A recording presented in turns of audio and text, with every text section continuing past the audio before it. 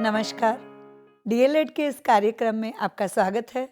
मैं professor doctor Saroj Vyas, principal, Fairfield institute of management and technology, आपका अभिनंदन करती हूँ। आज के इस कार्यक्रम में हम भाषा शिक्षण के कौशलों में से पठन कौशल पर चर्चा करेंगे। पठन कौशल लिपिबद्ध संकेतों को देख करके पाठक के मन में जो प्रतिबिंब बनता है उसे पठन कौशल कहा जाता है। पठन में चिंतन की प्रक्रिया भी सम्मिलित होती है, अर्थात ध्वनियों के प्रतीक लिपिबद्ध शब्दों को पहचान कर उनको मुख से उच्चारित किया जाना पठन के अंतर्गत आता है। पठन केवल किसी भी लिखित सामग्री या साहित्य को पढ़ना मात्र नहीं है। पठन के लिए आवश्यक है कि जो भी साहित्य, लेख, कहानी, कथा पढ़ा जाए उस पर पढ़ने के उपरांत अर्थबिंब बने और अर्थबिंब से चिंतन और मनन की प्रक्रिया प्रारंभ हो।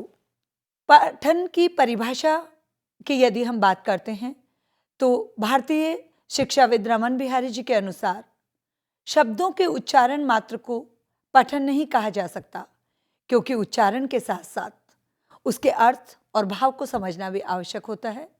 इसी भांति डॉक्टर उमा मंगल के अनुसार वास्तव में लिखित सामग्री को पढ़ते हुए अर्थ ग्रहण करने की क्रिया को पठन कहते हैं। इन जाने माने शिक्षाविदों की परिभाषा के बाद हम पठन के महत्व पर चर्चा करना चाहेंगे। पठन व्यक्ति के व्यक्तिगत और व्यावसायिक दोनों ही विकास के लिए अत्यंत आवश्यक है, क्योंकि शिक्षा आजीवन एवं निरंतर चलने वाली विकासशील प्रक्रिया है। इस प्रक्रिया की आधार पठन है। पठन भाषा का वह महत्वपूर्ण कौशल है जहाँ पर शिक्षण के 4 प्रमुख कौशलों में से एक को समझा जाता है। पठन में दक्ष व्यक्ति ही वह व्यक्ति है जो शब्द भंडार का भरपूर उपयोग कर सकता है, क्योंकि पठन से केवल अर्थ समझना या किसी विषय वस्तु की जानकारी प्राप्त करना नहीं है। पठन के उपरांत व्यक्ति के पास एक शब्दों का भंडार एकत्रित हो जाता है और शब्द भंडार में वृद्धि हो जाती है। जब शब्द भंडार में वृद्धि हो जाती है तो उसके बाद शब्दों के प्रवाह होने लगता है और हम अपने पठन को भलीभांति कर सकते हैं। पठन एकांकी जीवन के लिए, या ये कहना अधिक उचित होगा कि जब हम अकेले होते हैं, उदाहरण के तौर पे हम कह सकते हैं कि यात्रा के दौरान, एकांत क्षणों में, खाली समय में हम जब किसी साहित्य को पढ़ते हैं तो उससे हमारा पठन का विकास होता है और यह एक आनंद देने वाली स्थिति होती है। पठन शिक्षण का महत्व विचारों को ग्रहण करने, उनका विश्लेषण करने एवं चिंतन में पठन का विशेष योगदान रहता है, क्योंकि पढ़ने के उपरांत मनुष्य पढ़ी गई सामग्री से उसमें निहित विचारों को ग्रहण करता है। ग्रहण करने के बाद उसका विश्लेषण करता है और विश्लेषण के उपरांत उस पर चिंतन करके पठन के योग्य सामग्री को आत्मसात कर लेता है। विद्यार्थी पठन में जितना अधिक दक्ष होगा, विषयों में उसकी उपलब्धि उतनी ही अधिक उच्च कोटि की होती चली जाएगी, क्योंकि पढ़ने से हमारे ज्ञान में वृद्धि होती है और ज्ञान में वृद्धि हमें हमारी बुद्धि लब्धि में वृद्धि करने में सहायक होती है। अकेले के पन की स्थिति में, जैसा कि मैंने अभी कहा, आनंद की प्राप्ति का माध्यम है पठन। पठन की प्रक्रिया, पठन का अर्थ, पठन की परिभाषा या पठन के महत्व के ऊपर चर्चा करने के उपरांत आवश्यक है कि हम पठन की प्रक्रिया यानी पठन किस प्रकार से आगे बढ़ाया जाता है, इस पठन की प्रक्रिया पर भी चर्चा करना आवश्यक है। पठन सही मायने में एक प्रक्रिया है और प्रक्रिया का जो प्रथम चरण है वो है प्रत्याभिज्ञान।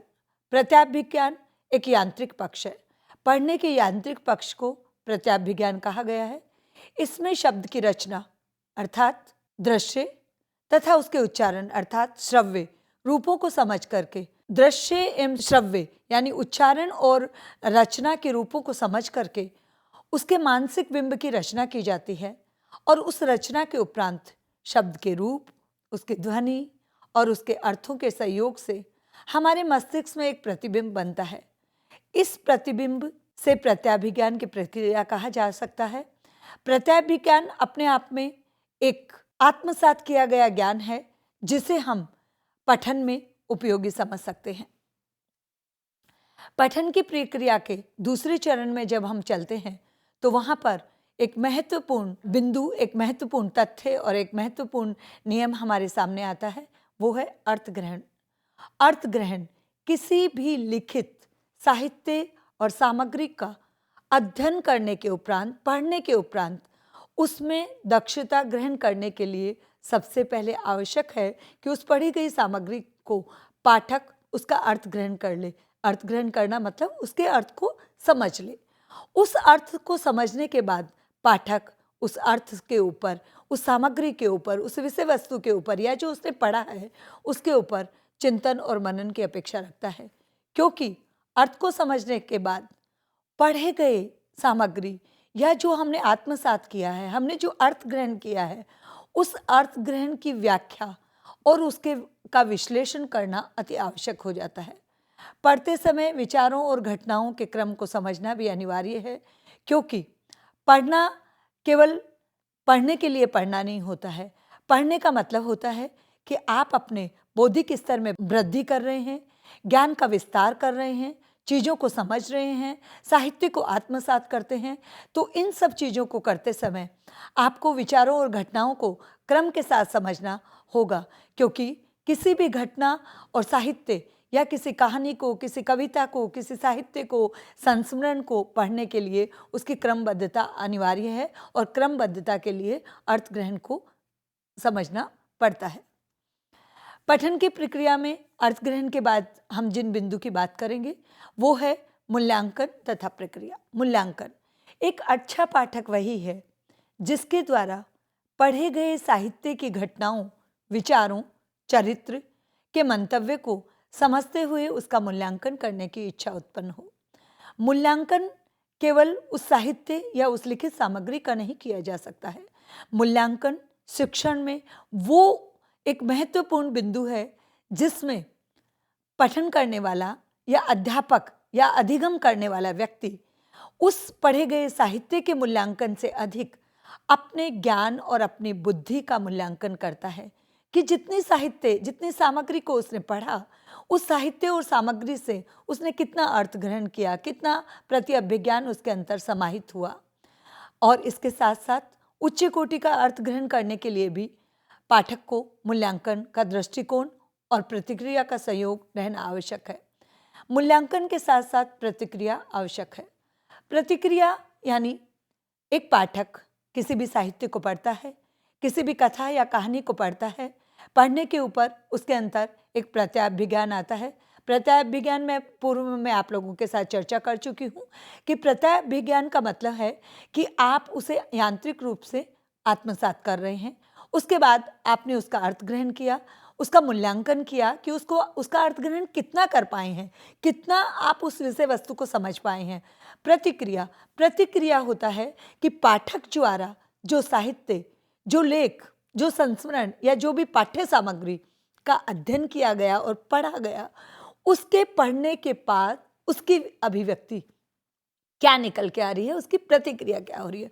उदाहरण के लिए मैं आपको एक कुछ पंक्तियों के साथ इसको समझाना चाहूँगी कि मान लीजिए प्रतिक्रिया किस तरह की होती है। मैंने एक वीर रस की कविता पढ़ी और मैंने कहा कि कदम बढ़े मदहोश हुआ, जब नैन लड़े मृग नैनी से, मातृभूमि चित्कार उठी, तुम आन बचाओ जल्दी से। माँ बाबा और बहना भैया निकल पड़े जब आंगन से, कदम बढ़ाकर तिलक किया जब उसकी सजी सुहागन ने। ये पंक्तियाँ जब मैंने काव्य की पढ़ी तो इन पंक्तियों को पढ़ने के उपरांत मेरे मन में यदि वीर रस की भावना उत्पन्न होती है तो इसका मतलब हुआ कि उस पाठ्य सामग्री से मुझ में कुछ प्रतिक्रियाएं उत्पन्न हो रही है। और वो प्रतिक्रिया इसी बातें हम यदि प्रकृति के बारे में बात करते हैं, यदि हम वीर रस के बारे में बात करते हैं, यदि हम हास्य रस के बारे में बात करते हैं, तो जो जिस भी रस के बारे में या जिस भी विषय वस्तु के बारे में हम बात करते हैं, जिसको हम पढ़ते हैं, पढ़ने के उपरांत हमारी अपनी व्यक्तिगत अभिव्यक्ति क्या है, है या पाठक के रूप पे यदि हम वाचन कर रहे हैं और पढ़ रहे हैं तो श्रोता की प्रतिक्रिया क्या सामने आ रही है, ये बहुत ही आवश्यक है। पठन की प्रक्रिया में इसके बाद जब हम आगे कदम बढ़ाते हैं तो एक अन्य तथ्य हमारे सामने, एक अन्य पहलू हमारे सामने आता है जिसे हम कहते हैं अनुप्रयोग। पठन प्रक्रिया का उद्देश्य तभी पूर्ण हो सकता है जब किसी पुस्तक अथवा रचना को पढ़कर पाठक विचार, व्यवहार, कौशल, अभिरुचि तथा जीवन मूल्यों में विकास करने की दक्षता प्राप्त कर सके।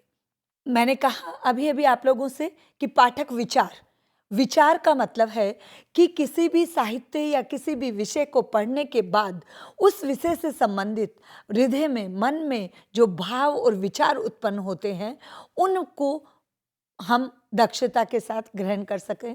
किसी भी पाठ्य सामग्री को पढ़ने के बाद व्यक्ति के व्यवहार में कितना परिवर्तन आता है। विद्यालयों में, किसी सामाजिक स्थलों पर, किसी सांस्कृतिक कार्यक्रमों में, किसी संस्थाओं में बहुत ही अच्छे अच्छे सुविचार लिखे हुए होते हैं। उन सुविचारों को पढ़ने के बाद में हम में किस तरह की, क्या हमारे व्यवहार में परिवर्तन आता है, क्या कभी हम उनको पढ़ करके हम क्या आगे बढ़ सकते हैं या हमारे व्यवहार में परिवर्तन आता है। फिर है कौशल। जब हम किसी चीज़ को पढ़ते हैं तो पढ़ने में हमारी अभिव्यक्ति का कौशल हमारा विकसित होता है और अभिव्यक्ति का कौशल जो है वो व्यक्ति के व्यक्तित्व के विकास में बहुत ही सहायक है। अभिरुचि की जब मैं बात कर रही हूँ तो अभिरुचि का मतलब होता है कि पाठ्य सामग्री को जब पाठक पढ़ता है और उसके शब्द, उसकी भाषा, उसके वाक्य और उसके वर्ण विचार या वाक्य विन्यास जो होते हैं उसमें शिक्षक की, बालक की, पाठक की और पढ़ने वाले की जो है वो रुचि उत्पन्न होती है और वो पढ़ने के लिए आगे उसमें महत्वाकांक्षा जागृत होती है।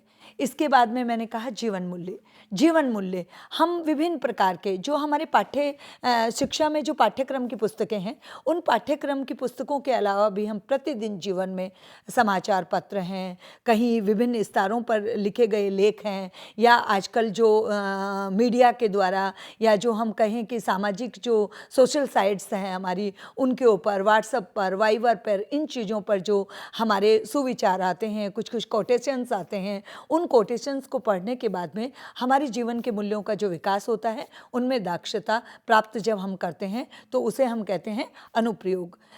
पहले भी मैं कह चुकी हूँ और दोबारा इस बात को आपके साथ में बांटना चाहूँगी, आपको याद दिलाना चाहूँगी कि दक्षता प्राप्त करने का मतलब है कि पढ़ने के बाद निश्चित रूप से पाठक के व्यवहार में, उसके विचार में, उसके भाव में, उसके कौशल में, उसकी रुचि में और उसके जीवन मूल्यों में परिवर्तन आना चाहिए। पठन की प्रक्रिया के उपरांत अब एक शिक्षण में, भाषा शिक्षण में एक मुख्य चीज़ है कि पठन कितने प्रकार का होता है, पठन हम कितने प्रकार से कर सकते हैं और किस तरह से पढ़ा जा सकता है।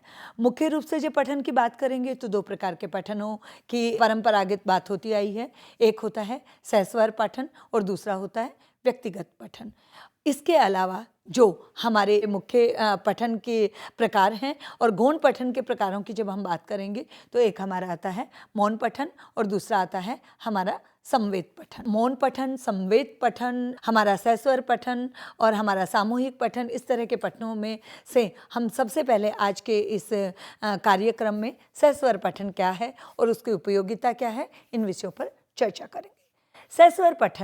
सहस्वर पठन में शुद्ध तथा स्पष्ट उच्चारण, उचित गति, यति, लाल, ताल, स्वर, विराम आदि चिन्हों को ध्यान में रखकर प्रभाव के साथ पढ़ाने और पढ़ने की दक्षता का विकास किया जाता है। सहस्वर मुख्य रूप से प्राथमिक कक्षाएं जहाँ होती हैं वहाँ पर प्राथमिक कक्षाओं के लिए हमें सहस्वर पठन की आवश्यकता होती है, जहाँ पर स्वर के साथ में विद्यार्थियों को शिक्षक, उनका अध्यापक ये एक निर्देश देता है उनके सामने। इसमें सहस्वर पठन में 2 भागों में विभाजित करता है। प्रथम है आदर्श पठन और दूसरा है अनुकरण पठन। आदर्श पठन में अध्यापक और शिक्षक किसी भी कविता को, किसी भी एक पद्य और गद्य के पद्यांश और गद्यांश को स्वर के साथ में उसका आदर्श वाचन करता है।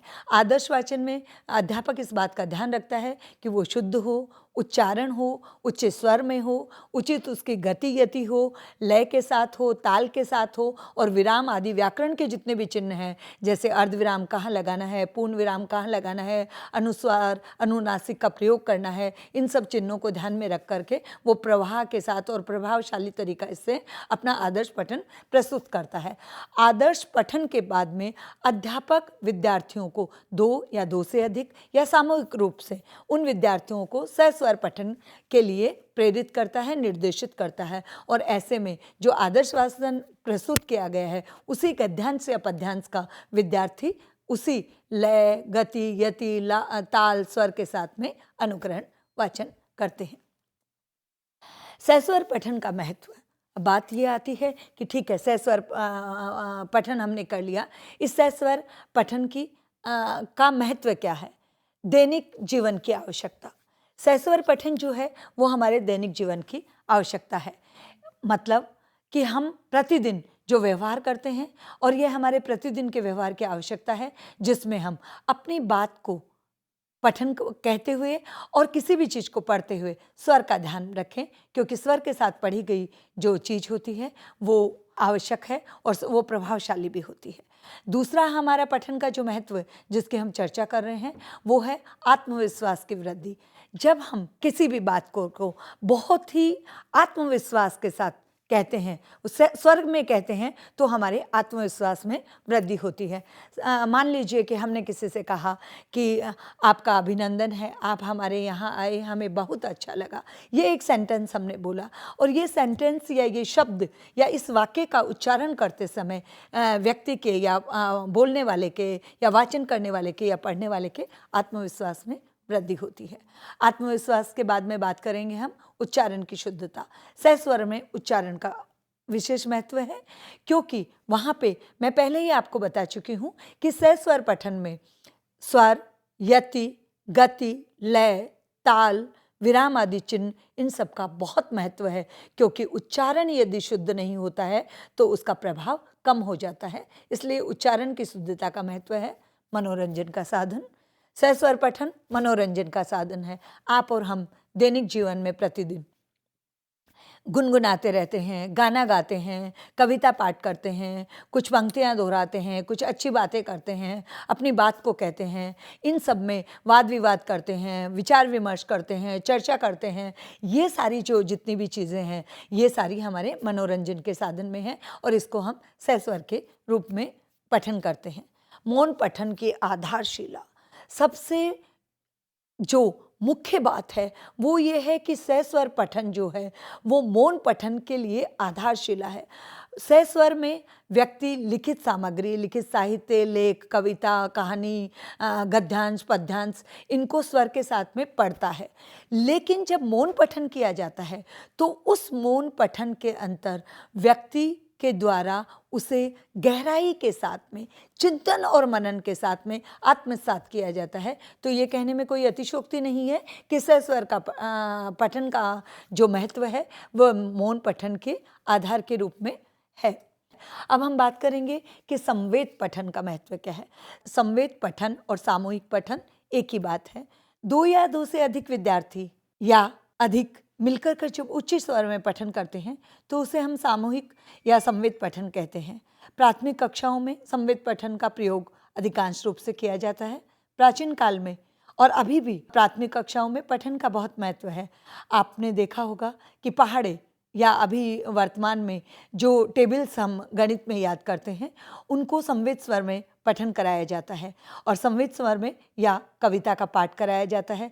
छोटी कक्षाओं में अध्यापक या शिक्षक मछली जल की रानी है, जीवन उसका पानी है, आदि चीज़ें बोलती है और उसके बाद में विद्यार्थियों से संवेद पठन करवाती है। इस विधि में 2 या 2 से अधिक विद्यार्थी बोलते हैं और छात्र उसका अनुकरण करते हैं। इस समय शिक्षक और अध्यापक कक्षा का निरीक्षण करते हैं और अनुशासन का ध्यान रखते हैं। इसमें एक और उदाहरण जो दैनिक जीवन में हम विद्यालयों में और पाठशालाओं स्थलों में आपके और हमारे जीवन में होता आता है वो है हमारी प्रार्थना सभा। प्रार्थना सभा में आप देखते हैं कि 2 या 4 या 10 विद्यार्थी आगे की पंक्ति में खड़े होकर के प्रार्थना बोलते हैं, गायत्री मंत्र बोलते हैं, या जो भी चीज़ें हैं, राष्ट्रगान है, राष्ट्रगीत है, इसको पढ़ते हैं और बाकी विद्यार्थी उसको ध्यानपूर्वक सुनते हैं। और अध्यापक या वहाँ पर जो भी जितने भी शैक्षिक और अशैक्षिक कर्मचारी हैं वो वहाँ अनुशासन का ध्यान रखते हैं। मौन पठन का महत्व। मौन पठन का क्या महत्व है? मौन पठन में सबसे जो महत्वपूर्ण चीज़ है वो ये है कि मौन पठन तीव्र गति से हो जाता है और तीव्र गति से होने के कारण इसमें समय की बचत हो जाती है। दूसरी, विद्यार्थी अधिक देर तक पढ़ सकता है क्योंकि विद्यार्थी को बोलने में मौखिक रूप से अपनी वाणी को अधिक देर तक उपयोग में नहीं लाना पड़ता है और उस समय उसको केवल अपने मस्तिष्क का ही प्रयोग करना पड़ता है, अपनी बुद्धि का प्रयोग करना पड़ता है। ऐसी स्थिति में विद्यार्थी अधिक देर तक पढ़ सकता है।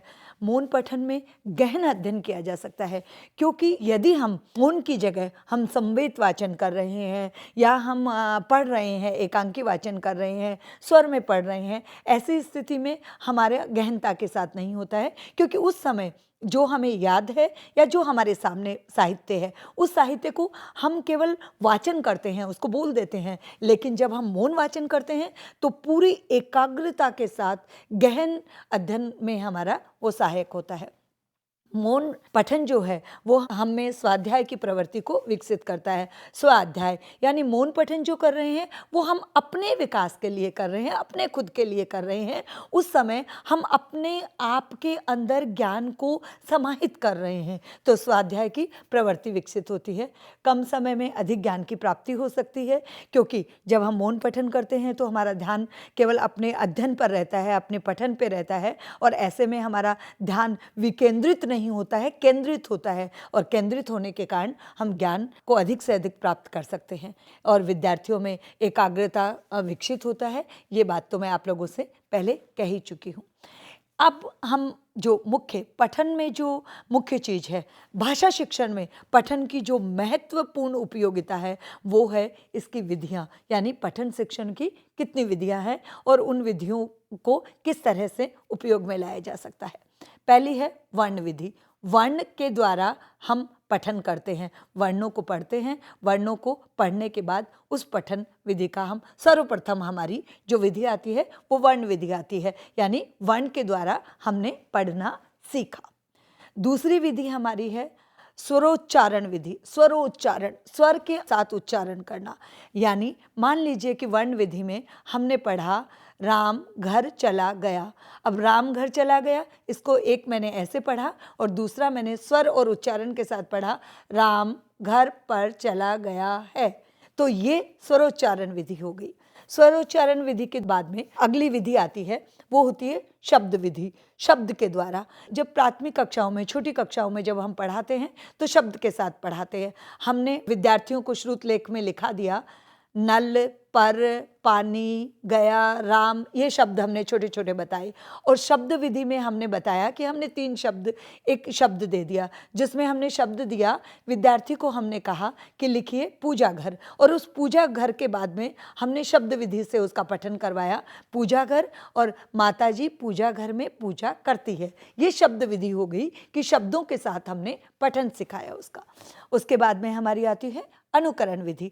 अनुकरण विधि में जो लिखा गया है या जो बोला गया है, अध्यापक या अभिभावक, माता पिता या मित्र, किसी के द्वारा भी यदि कोई बात कही गई है, हमने श्रवण किया है, उस श्रवण का अनुकरण करते हुए हम यदि वाचन करते हैं या किसी लिखी हुई पंक्ति को, किसी वाक्य को, किसी पद्यांश को जब हम पढ़ते हैं तो उसे हम अनुकरण विधि कहते हैं।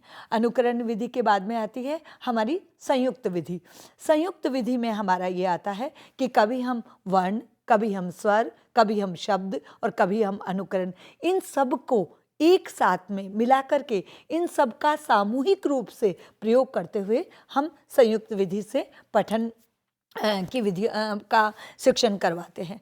ध्वनि साम्य विधि, 2 ध्वनियों की साम्यता के साथ विधि, यानी जो ध्वनि निकलती है। ध्वनि से मैं आप लोगों को एक चीज़ यहाँ बताना चाहूँगी कि भाषा शिक्षण जो है उसमें उद्गम स्थानों का बहुत महत्व है कि हमारी जो ध्वनि है वो कहाँ से निकल रही है, मुख के कौन से भाग से वो ध्वनि बाहर आ रही है। और 2 शब्दों की जो ध्वनि होती है उस साम्य विधि से भी पठन किया जा सकता है। वाक्य विधि, छोटे छोटे वाक्यों के द्वारा पढ़ाना, कहानी विधि।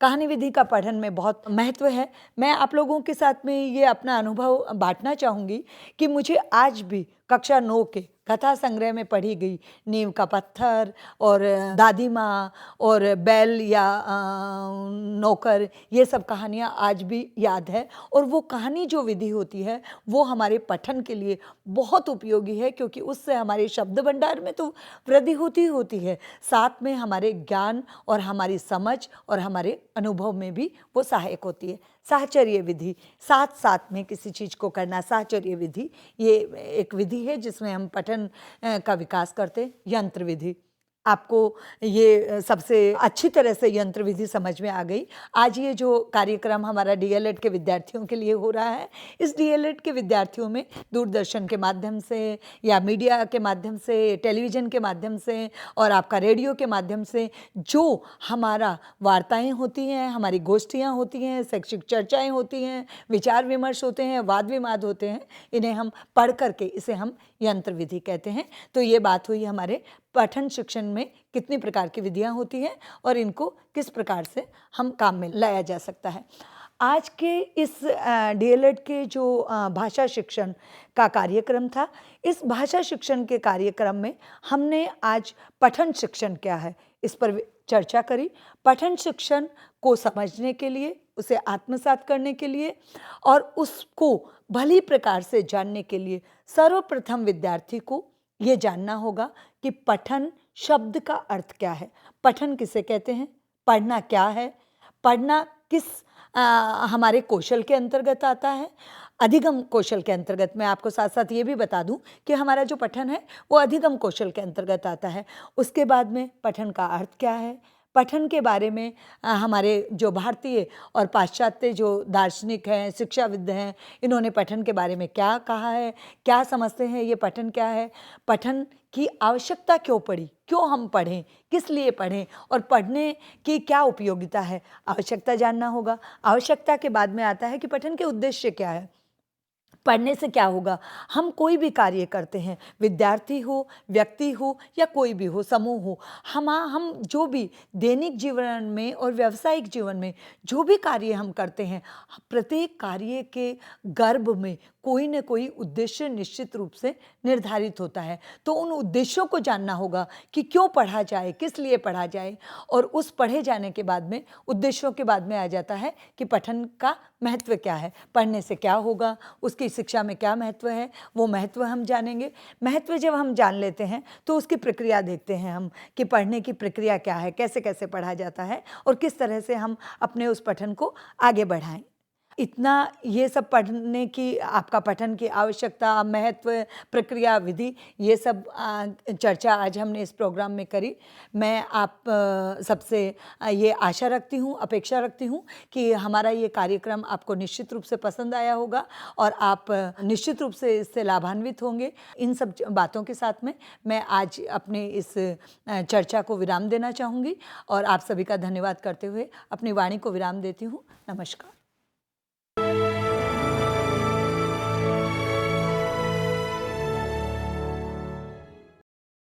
हिंदुस्तान के हर कोने में नौजवानों के पास प्रतिभा है, उन्हें अवसर चाहिए। NIOS देता रहा है युवाओं को अवसर आगे बढ़ने का। NIOS से पढ़ने वाले इन युवाओं ने किया है संस्थान को गौरवान्वित। दिव्यांगों ने बन के दिखाया है सबल और आत्मनिर्भर। NIOS के साथ आप भी जुड़िए NIOS के संग।